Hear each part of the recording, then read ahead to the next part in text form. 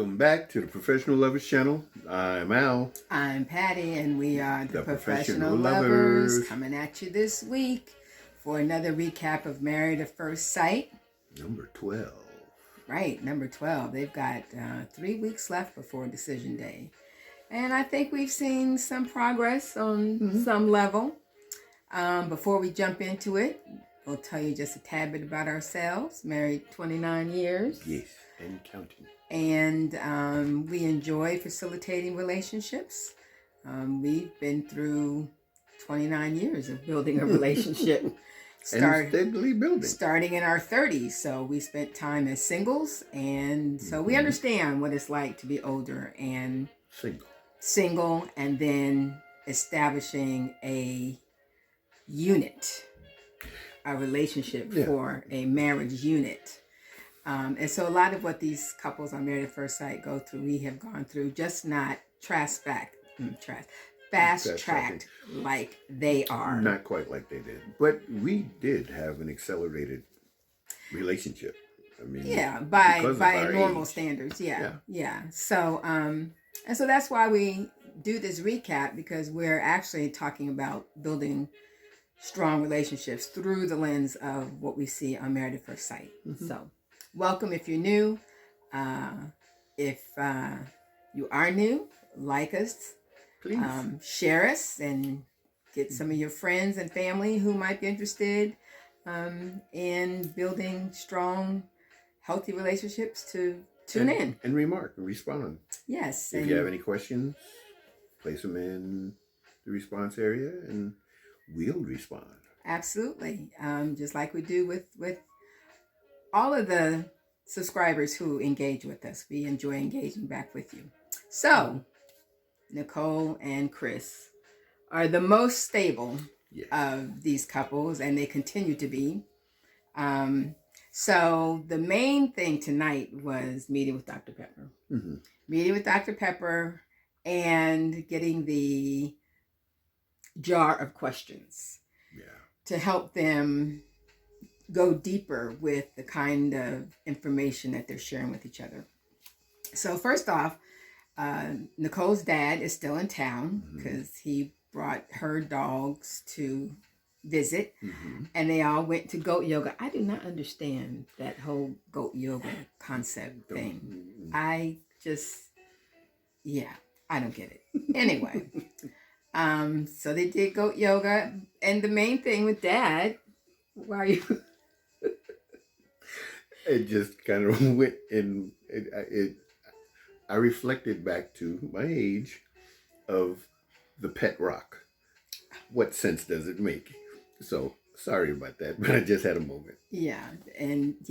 Pet rock is on the same level as goat yoga. Just don't comprehend it. Just don't comprehend why it's a thing. Anyway, so Dad, Nicole's dad, who's been very guarded and skeptical about this whole thing, broke through his wall and told Chris that he could call me Dad. Hey, and Chris was like, "What changed? You weren't. I wasn't gonna get that until decision day, right? If then, right?" And Dad was like, "Well, you won me over. You know, she's happy. I'm happy. You're happy. You can call me Dad."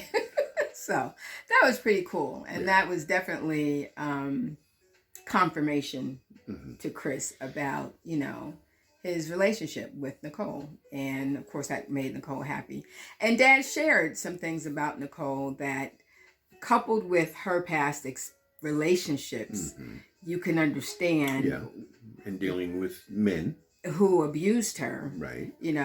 Going through the pain of her parents' divorce, and then being mad at her father and letting that impact their relationship, not wanting to be with him, treating him coldly with attitude and all of that. And so this is the happiest that he's ever seen her. The most contented that he's ever seen her. That's what I'm saying. He's couching it in words, trying not to be overreaching in his approval of what he sees. So she's contented as opposed to being happy. And if that's what happy is, then she's happy. And I like the fact that the two of them, as they have been doing all along, are not afraid to share their, vulnerabilities with each other. Yeah, their experiences that make them who they are. I mean, sometimes, we all know what has made us the way we are, but it's not often, pleasantries, and there's not often things that we want to share, but they have a tendency to be willing to express it, and not only in a superficial manner, to give it meaning as to what gets them to a certain situation and feel a certain way, and bringing that to this relationship, how in this case, many of the walls get broken down because of their commitment to the process, and that's from both sides. He has always been the type of person that he is, but he's been broken down a number of times that he could easily say, I'm not doing this for anybody anymore. Right, right. But he's willing to do it, and now that we're married, I'm going to do it the way I have always wanted to do it. And hey, if it doesn't happen that way, you can't say that I didn't put a full-throated effort into it. And likewise, I think for Nicole in, being vulnerable and letting him in and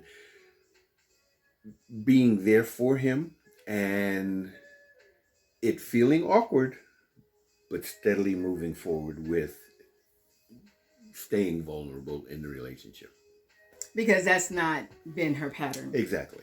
Now, one thing she did talk about, which could, if she's not careful, create an obstacle for her, is worrying that what she's experiencing now will not last, because one day she'll wake up and this happy relationship will just be gone, and because she doesn't deserve to be happy, or this is too good to be true. And I think when you've experienced a lot of negativity in your life, especially in relationships, it's difficult. When there's no negativity, when there's no drama, when there's everything is just going along smoothly. There's a boogeyman. Oh yeah, you're kind of like, what's gonna happen? Yeah. Because this does not happen. When is the hammer gonna fall? When is the hammer going to fall? Yeah. And if you're not careful, you can turn that into self-fulfilling prophecy. Exactly. You harp on it too often, you'll make it a reality. Yeah. Instead, you need to focus on continuing to do what's making the relationship happy. Yeah. Appreciate where you are and build on that. I mean, trust me, over time, the void of what could be or what was making you hesitant will become very minute. So you make more room for the positive things versus allowing the negative to have its own space. So, Kirsten and Shaq met with Dr. Pepper, and one question that Kirsten asked her is, how do you learn to communicate with each other when you're not quite on the same page? And we know that we've talked a lot about Kirsten's inability to be vulnerable, to get from behind the walls that she has built. And Dr. Pepper said a couple things. One thing reminded me of, it was the same thing my dad told me years ago. So, and that was never assume.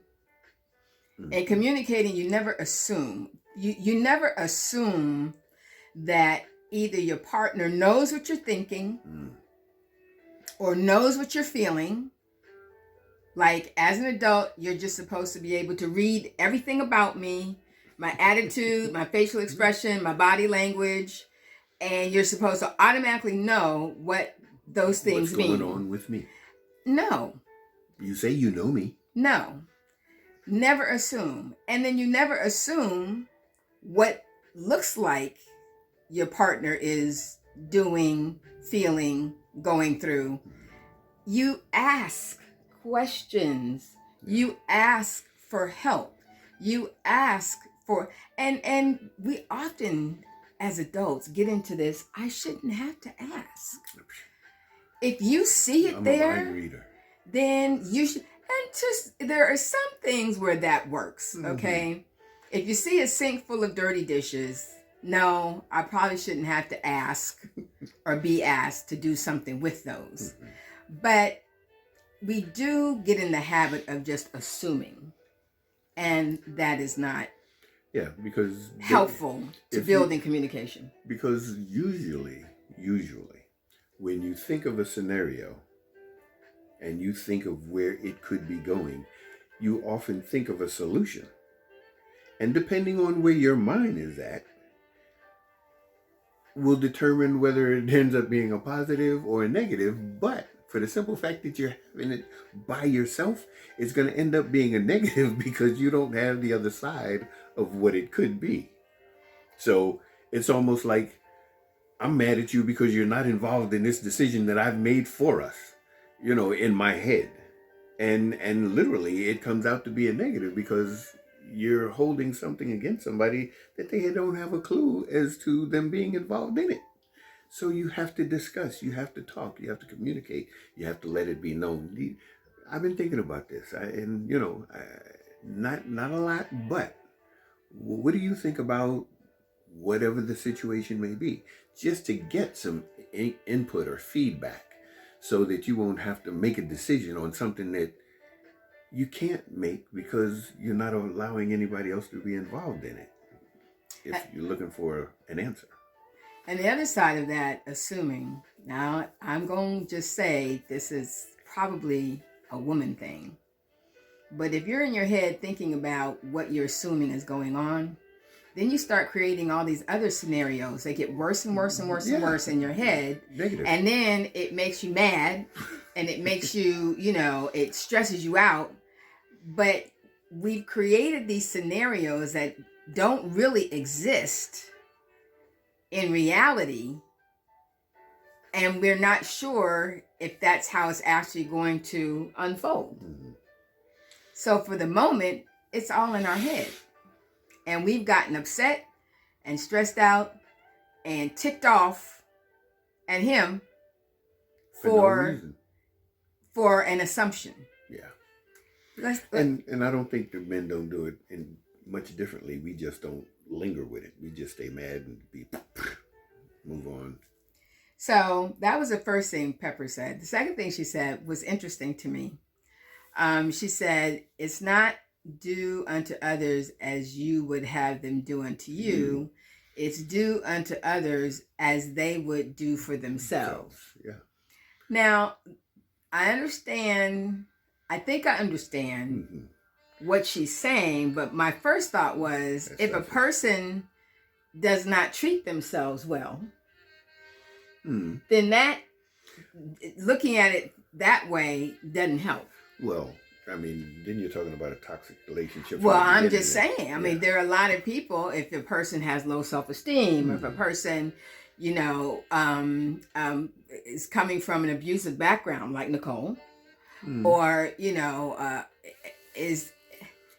if a person is not used to seeing themselves worthy of respect and kindness and all of that, then you're not going to treat them the way they would treat themselves. Well, and I think and I understand what you're saying. I mean, that's just being balanced or well-rounded, because that could be a possibility.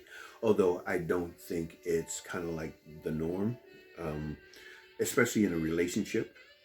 And again, in a relationship. Now for yourself, independently, if you have a negative mindset, you have low self-esteem, okay, whatever that situation is, you're going to think, that it probably won't end up positive.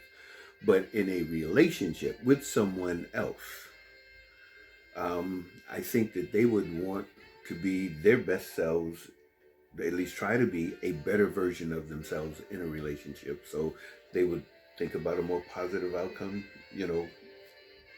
I think. I'm just saying, for me, that quote wouldn't always work. Nothing works all the time. But, yeah. So, you know. But if it's a healthy relationship with yourself as well, then that would work. Yeah. Okay, so and then opening up to each other about, past hurts and insecurities and all of that. Now, they're kind of on the same page with divorced parents, not growing up with, a person in the house. And, Kirsten felt a lot of shame behind her parents' divorce. Shame. Yeah. Which is an interesting feeling for, to have for your parents. Well, it makes me think that she's been doing a lot of comparison for a long period of time. Yeah. And she's compared her lifestyle with other people's lifestyles that she's familiar with to even feel shame. And so therefore she has taken on the responsibility for herself, of doing everything for herself and not involving other people in her feelings or all of that, which then makes sense when Shaq asks her what would it take for her to feel safe and secure, and her answer was, you taking the lead. Mm-hmm. Yeah. As in, I'm ready for somebody else to take the lead and take all that pressure off of me. To feel and feel comfortable with you doing it, because that is such a release, because then she can be her true self, and know that she'll always have a soft place to fall. Right. She wouldn't allow herself to fall before. And then Pepper asked about their chemistry and intimacy. And Shaq said it's gotten better. It's getting better. But, he did reveal that he really hasn't been giving Kirsten the physical intimacy that she's been asking for, particularly in kissing and whatever. And I was like, okay, you, after all these weeks, you haven't been giving her what she started asking for? Okay, that's what you said. But he indicated, and they both indicated, one instance where he would go through his routine, could kiss her in the morning on the forehead, walk out the door. Head is in the pillow. He didn't do it. She texted him, hey, what happened to my kiss this morning? Yeah. And he's like, well, you were asleep. I didn't want to wake you up. And again, that's just him trying to be considerate. But he has created an expectation in his routine where... See, I didn't get that. I'm just saying from a man's point of view. Okay. Just, doing what we can, because again, he's not trying to overstep his boundaries. He's not being aggressive, and not saying that, women like aggressiveness, but they do enjoy assertion. That was her way of saying that she needs him to be assertive. And in meeting with Dr. Pepper and that point being divulged, didn't we just see a transition? He came in with some new ideas. Yeah. Instantaneously. Yeah. So again, he said right then that he knows what he needs to do. Right. So, but anyway, and we've seen a transition in Kirsten. She's getting much more flirty. Mm-hmm. And I mean, the whole body painting session, even though she was like, if we consummate, it's just going to be between us, but America. She was broadcasting the fact that night was going to end in some...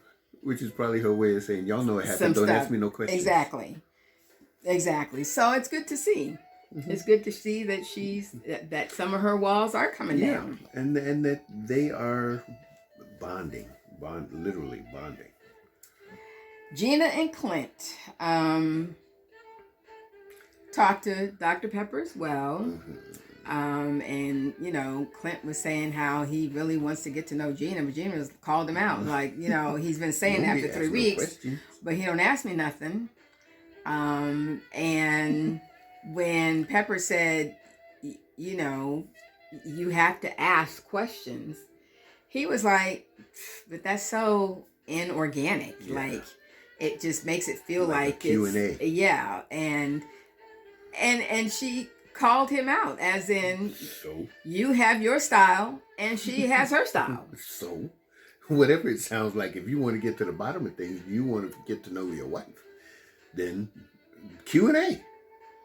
And he spent that time talking to his buddy about, we're both in marketing, whatever, and we know that soft questions lead to other things. And Gina was like, soft questions don't do nothing for me. Well, see, and that's the thing. His assumption of a style is good for everybody, or not everybody, but because we have similarities, what works for me should work for her because we're so similar. Yeah. That's not the case. Right. And they, they got deeper with the jar of questions. Yeah, they went through. They went through all of them. Yeah, and discovered, some things about each other that helped them to understand each other better. And Gina's about to lose her dog. Okay, he has really become attached to her dog. And when, he's talking about, she comes in my room and, hangs out. And I'm like, well, how come you're not going to her room? The population is in his room. It's because it's him and Hank. Yeah. All right, so let's see. Jasmine and Airris. Well, their talk with Dr. Pepper did reveal something. All this time, Jasmine has been feeling that Airris's rejection of her, or Airris not being physically attracted to her, had something to do with her. And Airris allowed her to believe that because he did not say anything otherwise. Right. And when she was talking to Dr. Pepper about, how they're not really progressing, because of the rejection she has felt, she was questioning, is this even worth, putting any effort into? Do I need to ask questions? I'm not even sure that this is actually worth the time and effort. And Dr. Pepper said, you ever thought that it might not be you? And she said, no. She'd never thought that. Well, it turns out that what you've been saying about Airris is true. Yeah, he's scared. He's afraid. And he's scared of relationships. Didn't really know exactly why, but many of the critical people that have been in his life, for one reason or another, have died. And kind of left, well, in his mind, they left him. And he feels that if he got too close to somebody, that they would ultimately do the same thing. And it's not even for the other person no longer being there. It's like being vulnerable with this person and becoming close with this person and intimate. And as far as true friendships and relationships go, I have wasted all of this time and energy because they're not there anymore.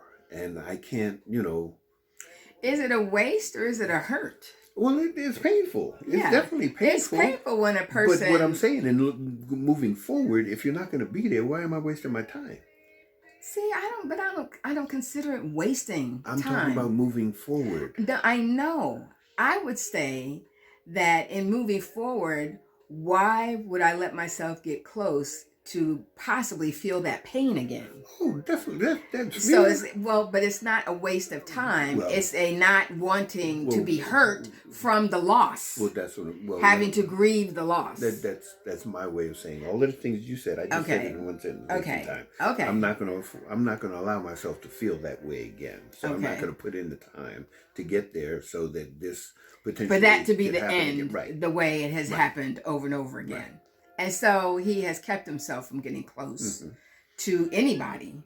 And it's worked for him for 39 years to the point that now this is a true relationship. This is a marriage. This is, a commitment. Well, but that's the other great thing Dr. Pepper asked is that did you get married at first sight? To help you stop to keep you from running? To force a commitment, to force you to create a committed relationship. And he was like, that's probably part of it. Yeah. Which again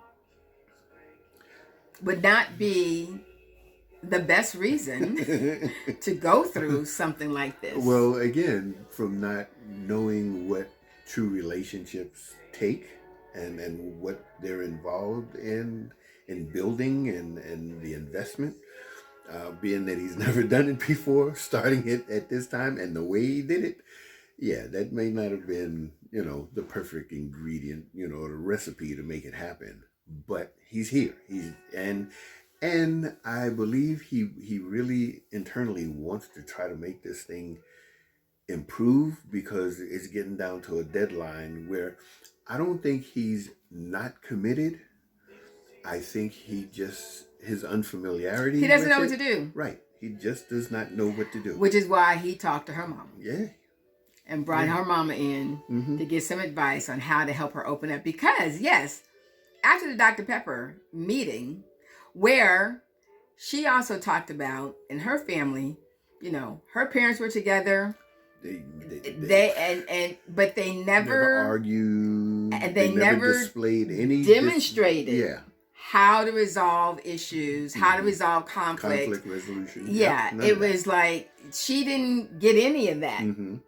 As training, as an understanding that if things happen that are negative, how do you get past it, or that it's not the be all that ends all, and it doesn't end a relationship. She never understood that because she never saw it. Right. So, but she's saying, I want deeper conversations. I want deeper. So they get the questions. And every question that Airris asked her, she had nothing to say. It kind of reminded me of like a computer. If you ask it a peculiar question, it doesn't know how to answer it. And I mean, her face was distraught. Yeah, there was something else behind her unwillingness to really answer the questions. And until he asked, what was she most worried about right now? And she said her marriage. So that was Airris' whole thing with her mom. How do I get her to open up? And mom was like, you may have to go in there and grab it. Because, you have to pull it out of her. And so, and the mom said, you both are people you're in your head. Y'all overthink. You overthink, you're in your head, get out of your head, get out of your comfort zone, and go after what you want. If you want this marriage to work, then you got to go after making it work. You can't just sit back and talk to yourself about what's not working, what is working, what you would like, what you would not like, but you're not doing anything about it. So mom gave them some, decent advice. And I hope that, that he listens. And that they puts it to practice. And actually, and what Dr. Pepper told each of them, that they would put it into practice. And so 2 tips I want to bring out right before we close that I think fit. And where's that tip coming from? Oh, you know where this tip is coming from. But we're going to show them where this tip is coming from. Okay. All right. So, we use this book, Becoming a Professional Lover, written by me for my parents. So, tip 1 says, to love a woman, a man has to accept how she thinks. And the companion tip to that is, to love a man, a woman has to accept how he thinks. And both of those tips basically talk about the fundamental differences between men and women as different genders. And how you, instead of being frustrated by the differences that men and women bring to the table, because we were created differently. We were created in different ways as well. And yet we're supposed to be complementary. Exactly. To one another. Right. And so instead of fighting against the differences, you accept the differences and work within them to create that complementary unit. And just the manner in which we think. I mean, guys think of pretty much one thing at a time. We think linear. Yeah, one thing at a time. Get it in, get it out, get it over with, done. Women? Okay, before we go to women, the other way that guys tend to think is, well, one thing at a time, and problem solving. Oh, yeah. Let me just solve the problem. Yeah. What's your problem? Results. Here's the solution. Results. Get it out of the way. Yeah. Problem solving. Okay. Now, women. I thought you was thinking of the nothing box, but no. Okay. That too. Yeah. But no, women. They're wired. I mean, you look like the back of a mainframe. Y'all thinking about all these things that we think have no connection whatsoever, because we can start the day and you saying that you want to do the laundry, and by the end of the night we're talking about how we need to buy a new house. It's like, well, wait a minute. Oh, just from doing laundry? One thing ignites another thing, ignites another thing, ignites another thing. And yes, we're like the internet. We're truly. Just wires all over the place. And they all connect. We talk things out. Yeah. We don't always talk things out for a solution. Result, right, for a result. We're talking things out as a way of processing. True. And women's talking is the journey. Right. Of where we're at and where we could be going. Not where we're going to get to, because we don't know where we're going to get to. We don't know what the outcome is going to be. Or where we're at and why we don't like being there. Yeah. And where we would hope to be. Yeah. Whereas we're saying, okay, if we don't like being here, then let's go. Let's just go. I don't care where we go. Let's go. Change your scenery, change your events, get a result. Okay. We know we're not happy. Let's stop being not happy. Let's go elsewhere. And how do we do that? Just go. Right. So I think if we keep those tips in mind, then it would keep us from feeling a lot of frustration and stress, and focusing on the differences as a negative thing and turn it around to be a positive thing. Because it creates such balance. I think it kind of allows women to move forward and be progressive, and it allows men to slow down and kind of enjoy the journey, the ride, the process. So the compliment is there for a purpose. It's there for a reason. So with that, couple of the week. Kirsten and Shaq. Okay. Yeah. I mean, as progression goes. All right. Yeah. And my couple of the week is Nicole and Chris. They can always be the couple of the week. Yeah, they can. But for me, good. They're progressive. They're solid. It was about staying solid, and the fact that the dad finally came around and realized the good person that Chris really is. That throws the whole premise out.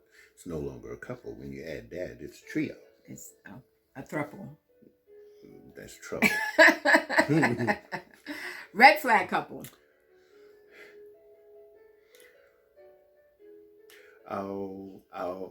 I'll back up a touch with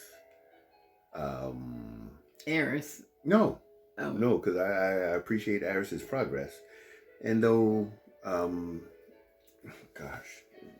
Jasmine's hesitancy or reservation, I think it kind of threw a monkey wrench into her whole thinking. But I would say Clint and Gina. Only because they feel as if, I think they both feel that they didn't progress as much as they think they should have or could have. And, I think they're kind of getting in their own heads, in each other's way of how to move forward. And again, that's my observation. But. Well, and I'm going to agree. Red flag couple, Gina and Clint, primarily because Clint doesn't seem to understand that he has to adapt to someone else's style of communicating and doing things. And he is the oldest. Yeah. And so he was a little bit more set in his ways and act like, if she wants to share, she just needs to share. This is simple. So that could become a problem. And that's the manner in thinking where, as guys, the solution is we can just talk about it. With the solution is going through the process and accepting how she deals with things. You deal with them differently, and you're allowed to. So understand and appreciate each other's differences. So, question. How do you think that Jasmine and Airris need to overcome the obstacle that is now causing Jasmine to not be very open, which is she's running out of steam. Mm-hmm. She seems that she's kind of checked out, and is Airris, going to Jasmine's mom for advice, a step in the right direction for overcoming the obstacles that he's had. Yeah. So what do you think about where they are and where they seem to be going? And so with that, we went a little more over than we normally do, but that's okay. Yeah. I've been talkative tonight. You have been very talkative tonight. Hey. I was going to say, I like that. Okay. I'm sure our listeners like that as well. Do you? If you do, let me know. So, until next week, we want you to love yourselves and each other. Bye. Peace.